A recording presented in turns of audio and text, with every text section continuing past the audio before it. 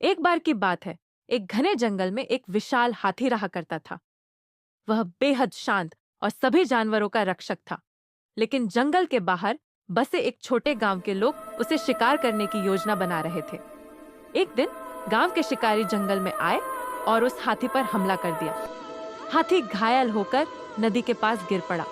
गांव वाले खुश होकर लौट गए, लेकिन हाथी की आत्मा को चैन नहीं मिला।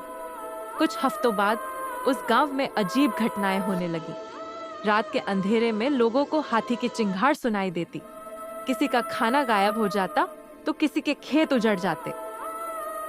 एक रात गांव के सबसे बड़े शिकारी ने एक डरावना सपना देखा। उसने देखा कि वही हाथी उसकी ओर दौड़ रहा है, लेकिन अब वह और बड़ा और भूतिया दिख रहा था।